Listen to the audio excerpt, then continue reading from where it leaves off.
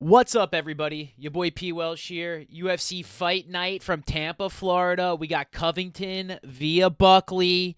Uh, 6 and 8 week. A couple tough decisions, couple bad reads, but we're here starting off with Josephine Knudsen versus Pereira Rodriguez in the women's strawweight. 8-0 versus 9-2. Knudsen coming off a win, 8-0, unblemished.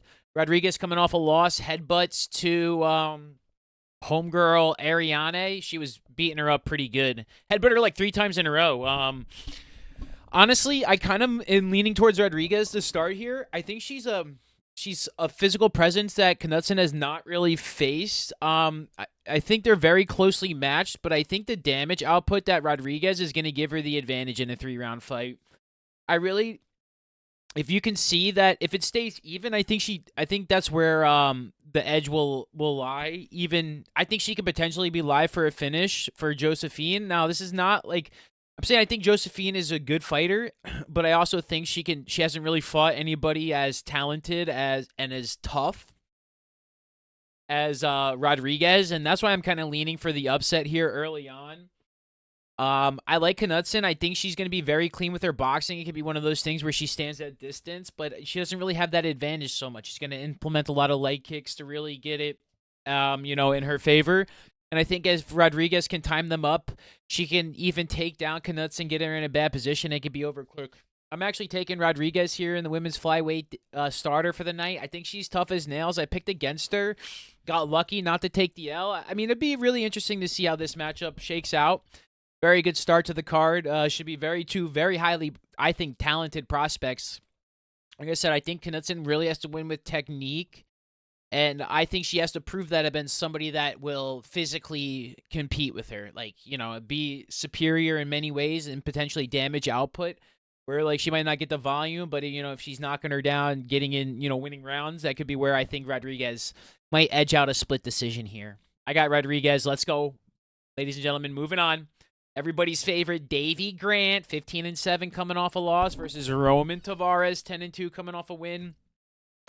And man, oh man, I mean, I'm gonna lean Tavares here right away. Davy Grant, 6-6 in the UFC, lost to Marcos, who's on the card as well.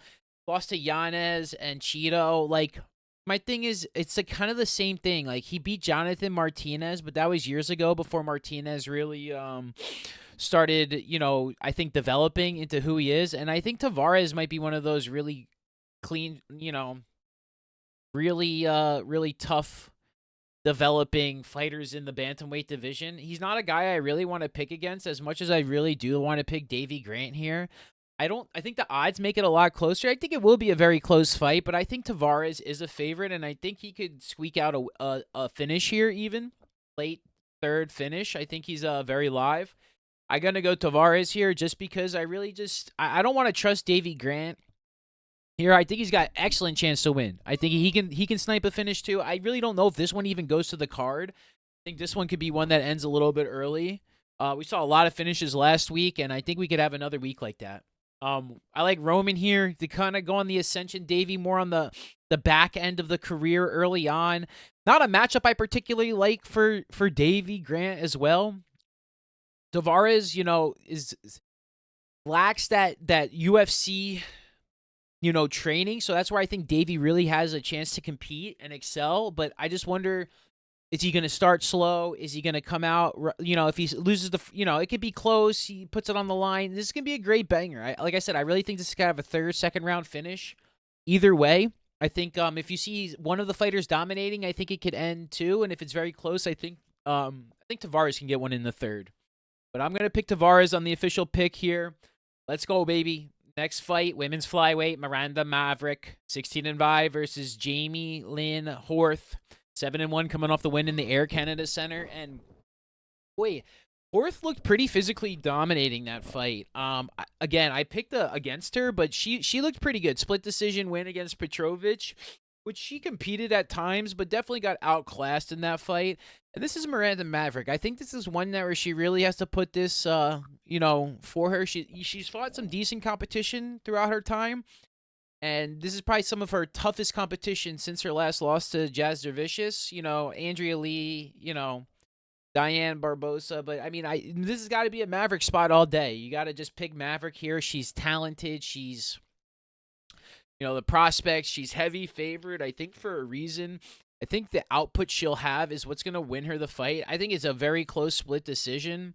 27 years old with 10 fights in the UFC is nothing to be bashful about.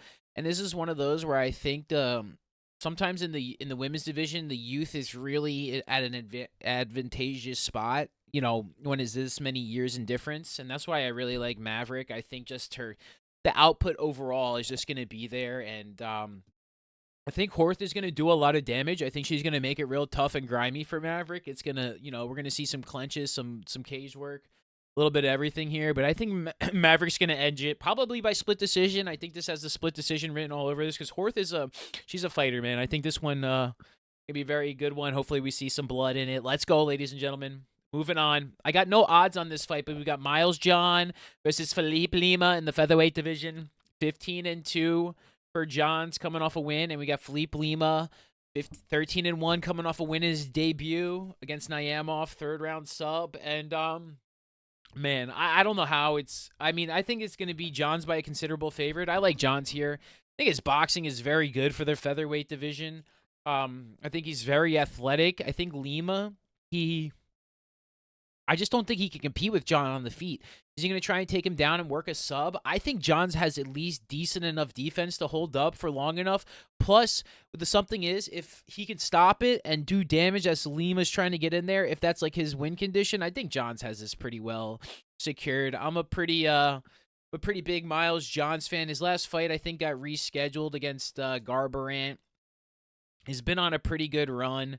I think he could possibly be live for a finish here. I think he needs one in terms of like his hype, but I mean, I think a win on the board is going to be coming in there. Just again, it comes down to that experience, man. One UFC fight against Naimov, who has got like 4 fights himself, and again, nobody against not like the most stellar of competition. I think Miles Johns is one of the more higher end bantamweight contenders, and I think he's going to be knocking on the door with a nice finish for a nice. I think he can call out Kyler Phillips. Would be a banger fight if he gets a fire finish. I think there's a lot of guys that can put some of their rankings on the line and play some guys that are just outside of there, like So there's a lot of opportunities here. I like Johns. I think he's gonna look good. Could see it go to the distance, but I think he'll. It will be a good fight for Johns. Let's go, baby. Going to the featherweight division, Sean Woodson. They're both featherweights. Miles Johns versus Sean Woodson next. Versus Fernando Padilla. Woodson 12-1-1 coming off a win. Padilla 16-5 coming off a win. And I don't know how this isn't a Woodson spot all day for anybody. I mean, I think Padilla can really compete, but I really don't think he has the opportunity. I mean, I just feel like Woodson. Here's my thing, right? Like, when you're these bigger guys and you're starting to cut weight, like Woodson used to be way heavier, just kind of like cannoneer. You just get this gas tank that's different, man. Like, you're naturally losing the weight and being able to cut down. Like, I feel like you built up a lot of reserves that I don't think Padilla necessarily has. I think also Woodson's a very clean striker. He's very well-rounded there. Will have an advantage. I think he can defend the takedown, and I really don't I mean, that's the thing is Padilla's got 9 subs on the record. He's a finisher. He potentially has that, but I don't know. Like, it's tough to finish good fighters, and Woodson is a good fighter. He don't get finished. He competes long. He got subbed by Arosa in the 3rd round. Like, that's his loss condition here, right?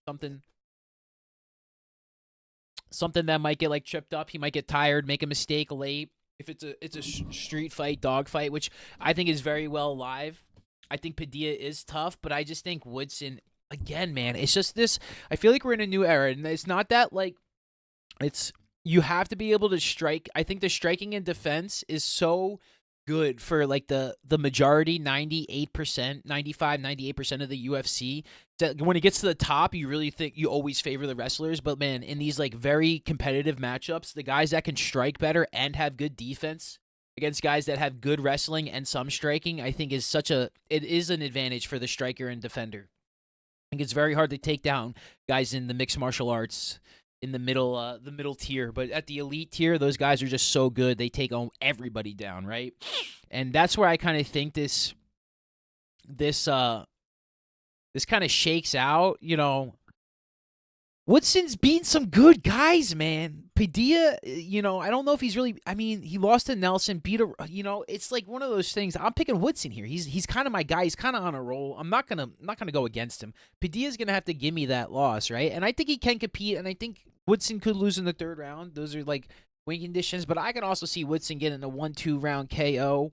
I can see this fight maybe not lasting the most. And I mean, Woodson just seems 6'2". He looks so long in there for featherweight. Well, there's like so many big guys in featherweight. When you think about like Lopes, you could have like Woodson versus Topuria, 5'8" versus 6'2" in the featherweight. So this is where it gets really spicy. Very nice matchup. And I think when it's a mirror matchup, I like the guy he's got those advantages that I laid out: striking advantage, takedown defense advantage, versus having to attack on the ground and compete on the feet. You always want the guy with the advantage on the feet, where if you're looking at it, unless that guy's, like I said, top tier wrestler. Boom. Move on, ladies and gentlemen. Lightweight bout here. Joel Alvarez, 21-3, coming off a win, versus Drakkar Klose, 15-2-1, coming off a win. And boy, oh boy, we're gonna see something here. This is what a matchup. What a matchup in the lightweight division. Joel Alvarez, have him ranked 14. That's very good for him. I think he beat, who did he just beat up? Bedoya pretty good, right? Something like that. Which, I mean, Bedoya, he beat out Elvis Brenner, who's another great fighter. He took the big loss to Sarukian back in the day. Took a long time to recover. Hasn't been super active. This is a matchup I like for him, but I don't know if I necessarily love it for him, man. I think Drakkar Klose is a tough son of a gun, dude. He's one of those guys, again, it's that striking, like, I think he can get in there, do the damage, and get the KO. I don't know if it happens, though. I think Alvarez is live for a sub, big time. I think Drakkar can try and get in there and get caught really easily in something, even if he gets taken down. I think the potential for Alvarez is more of a well-rounded game to get the win, I think, is the advantage on there. The length is a big advantage too, and I think Alvarez can win finish and decision. I only think Klose can win via finish. I think he has to get in there Dan Ige style, hit him on the chin, knock him down, double tap, and call it quits early. I mean, the same kind of thing happened with Sarukian, right? He's in there, he's on top, and he does damage. I think Alvarez at distance is very tough to beat, and Klose is going to take a lot of damage. It's just about if he's going to be able to manifest that moment, get in there, and hit him on the chin. Really put it on the button, because anybody can get put out like that. But realistically, I'm going to have to pick Alvarez here. I just think he has way more tools in the bag. I love Klose, man. I think he's actually we've gotten a bunch of wins off of him. Maybe won a few units on him here and there, but I just think between like the metrics and just I think Alvarez is very athletic too. I think he's got a potential to sub Klose. If it gets along the cage, I think he can get a knee, kind of something like Fervola, Zayam. Think he's live for the leg kicks early and often, gonna just make it brutal day for Klose. He's just gonna, and like that's the thing is like, if he does damage, like if he even hits him on the chin, he's gonna be able to finish him. Like he's gonna have to capitalize on the most of it. This is a moment fight for Klose. He's gotta have to come in there with a really big game. I guess I got my plus 310. I got the odds wrong there. He's probably plus 210. But yeah, I think as for good measure, there's a reason like that. Or maybe, I don't even know. I got to double check those odds. But I think Alvarez here, very close though. Alvarez by decision, but it could be a finish either way. On to the feature prelim. We have the legend Michael Johnson versus Otman Azatar. 23-19. Johnson coming off a win versus Azatar. 13-2 coming off a loss. And man, my guy might not like me if I pick Azatar here. I know he's coming off 2 straight KO losses to Prado and Frivola. Hasn't looked good at all, and Johnson's been in a good run of form. But man, oh man, I might just look dumb and not take Johnson one more time just because I don't trust him. I really don't. I know beating Darius Flowers, but there's guys that are on their way out of the freaking UFC, and that was definitely Flowers. Is Azatar there too? I don't know. I'm not picking Johnson. I'm picking Azatar. I don't really have much to go on it besides it's more of a complete fade on Johnson, 14 and 15 in the UFC. Just wins and loses, kind of goes back and forth, doesn't put together to win. So I'm just going to do the opposite of what he did last time.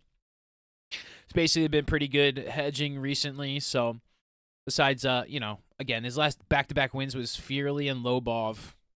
You freaking Artem Lobov, get out of here, bro. 138 fight night. So, yeah, let's go Azatar here. Not by any conviction or confidence, just kind of, a fade of Johnson here.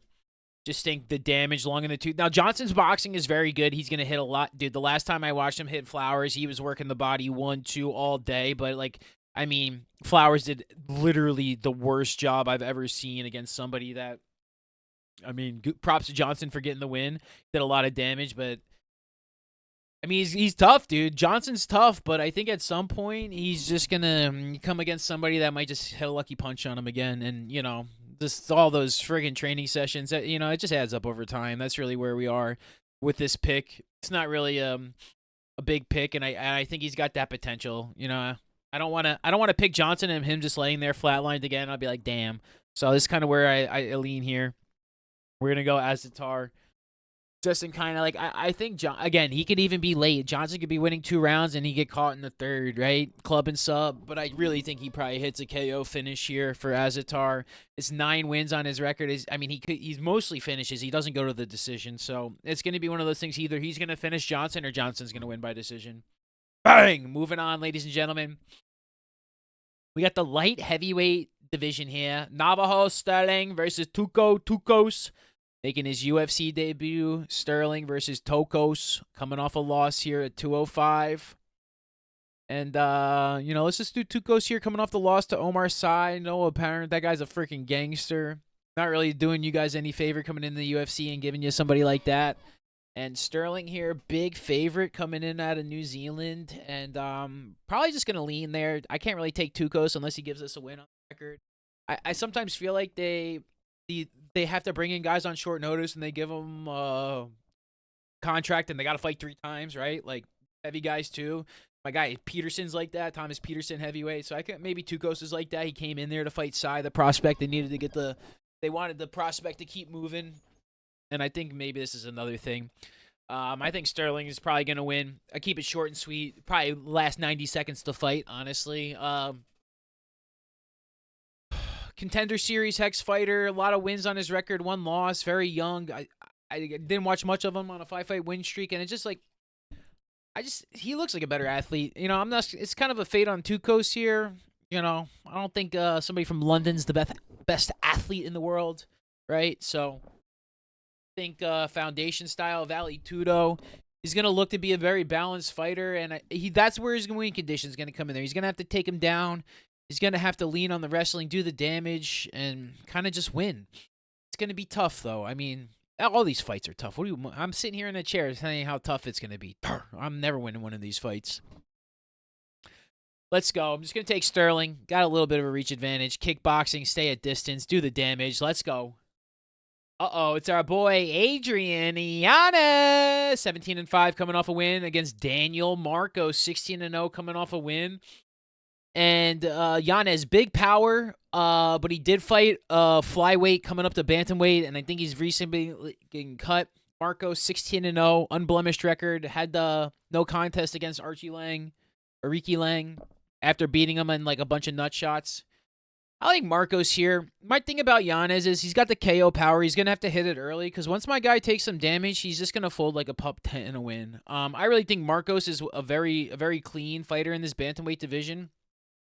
A lot of volume, a lot of power, a lot of damage. If you go watch back that Ariki Lang fight, in 8 minutes, my man destroyed him. He kicked him in the nuts one time. Been in a lot of wars against a lot of guys, so unless he's actually getting caught with a Yanez KO, I got to pick Marcos here. Again, I'm not really, I kind of don't like, I'm not the biggest Yanez fan in terms of, I just don't, I want to say he's quit in there, but man, he's taking a lot of damage and went down pretty easily, so I think he's a prospect that just it's just I think they're great at sparring and good at fighting, but it's like you have to love to be in pain and take the damage. And I think Marcos is just going to inflict that damage on Yanez, and I can see it ending in the first round, second round, third round. I don't even know if it gets that long. I definitely can see Marcos early. Marcos 1-2. I always like that second round finish. Like I think like Yanez will be able to survive that first round, but come back to second round, get a minute to rest. The adrenaline kind of wears off a little bit. You know, you're actually getting beat up, and then you're like, "Fuck, I'm about to go get beat up again." I don't even know what that's like. So, I kind of like Marco's second round here is something I really think is I feel like is kind of happening. Minus 180, he might be my lock of the week. We're gonna, it's our last card of the year, so we're gonna work on either doing some recaps or working on something to add for next year's picks, either like a lock of the week, doing some shorts, cut-ups or something. So I would say Marcos may be my lock of the week here if I had to pick one, something that I'm leaning towards. He just seems like one of those guys that you just don't want to go against. And I just, I like Johns a lot too, but after that, Woodson's strong, but it's more competitive for Woodson. I could definitely see him losing for like minus 155, minus 180, but man, Marcos. I think he gets a KO win against Yanez and really puts himself up there. I'm a big fan. I think I've picked him every single time. I put him in some parlays, bet on him. He's just one of those guys. I think he's going to move up and be, again, competitive. You can fight him against Johns, too. There's so many guys in the bantamweight division that can compete. And, yeah, I think Marcos is going to be one of them we're going to talk about for a little while here. Boom. Moving on, ladies and gentlemen. A few more fights left on the card. Doing great here. We got Vitor Petrino, 11-1 coming off a loss versus Dustin Jacoby, 19-9 coming off a loss. Petrino versus Jacoby. I mean, Petrino got caught by Smith in the submission, made a mistake. I mean, losing to Lionheart Smith this year is not the best look after what we've seen. But man, poor rest in peace to your friend Lionheart, man. Stay safe, brother, and God bless you, man. I'm going Jacoby here, bro. Just give him the Lionheart treatment. I think Jacoby does the distance. That's really, like, I don't want to pick Petrino. He kind of burned me on that other one, losing to Smith, and I'm kind of against him on that. Jacoby hasn't done much except catch Nchekwu on the chin. He's lost to every other fight that he's been in. But I think he's a tougher competition than freaking Petrino. I'm not trusting Petrino at that price tag. I'm not trusting Petrino. I could look stupid, and he definitely finish Jacoby with a punch. Like, that's probably what's going to happen. And I'm going to be like, damn, why didn't I just pick freaking Petrino? He's just going to stand and strike. But that's probably what's going to happen. I also think Jacoby is tough, and I think he could outperform him. And Petrino make a mistake. I don't know. I don't like this fight at all, picking it. Man, this one sucks to me. I'm picking Jacoby. No, you know what? Okay, we're doing the absolute reversal. We're doing the reversal. Reversal. That's what we can do. We do the reversal of the week. We're going to Petrino. I'm not trusting Jacoby. I'm not watching my guy get slumped. If Petrino loses to Jacoby, then let's go. Lose to Jacoby. You get out of the UFC, right? Going Petrino. Reversal of the week. I had Jacoby lined up. I wanted to pick him, man, but like I'm just not gonna trust him. I don't want to trust his chin, dude.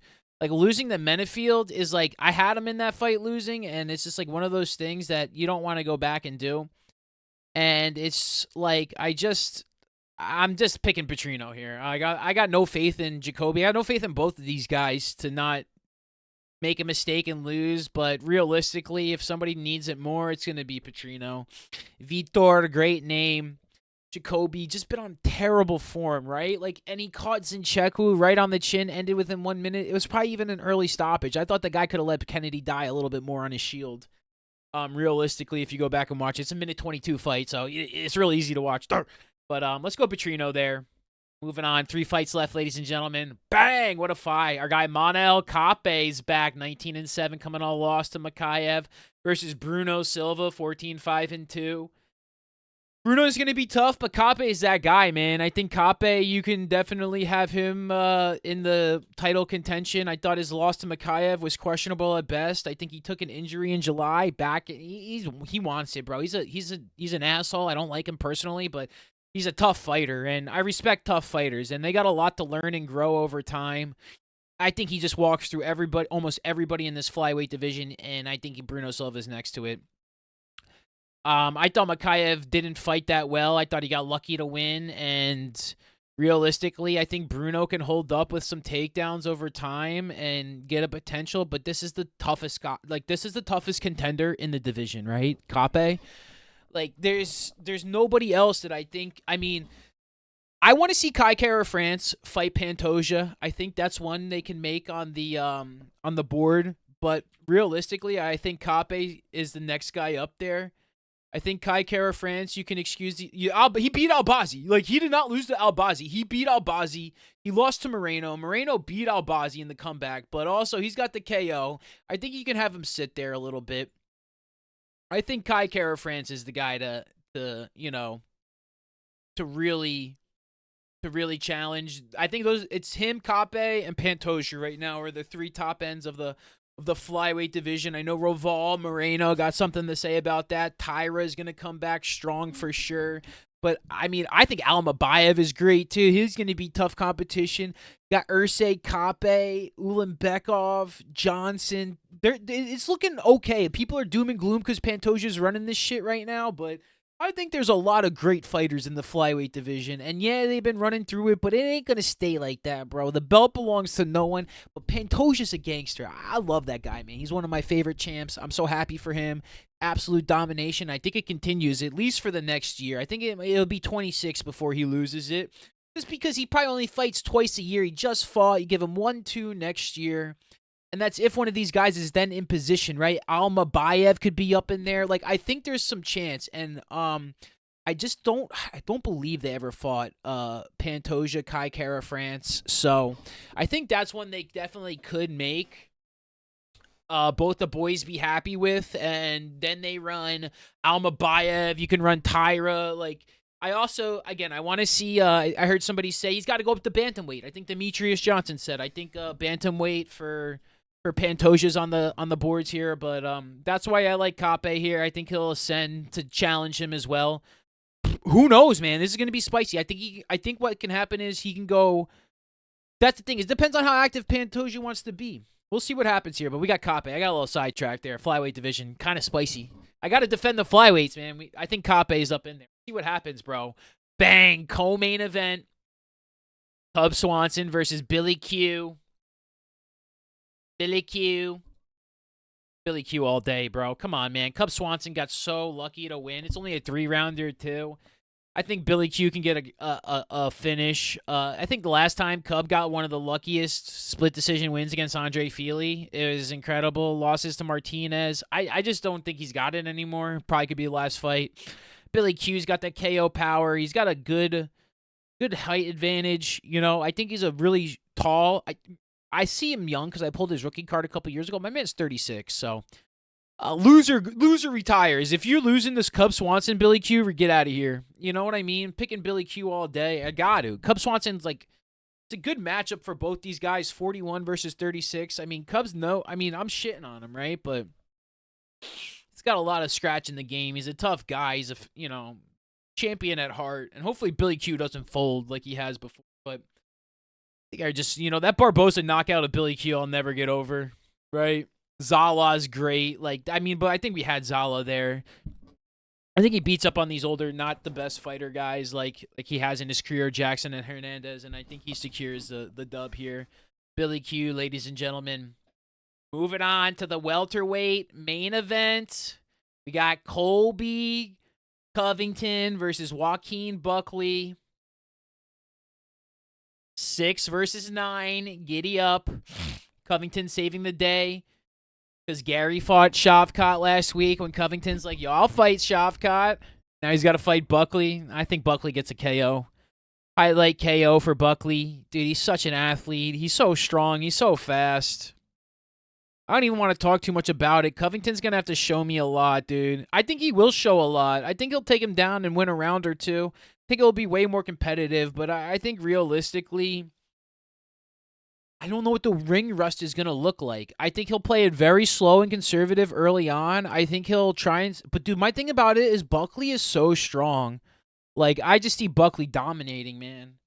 I see second round finish for Buckley. Covington, like, struggling to survive early on. Second, just outpaced, outstrength, outmaneuvered, outclassed.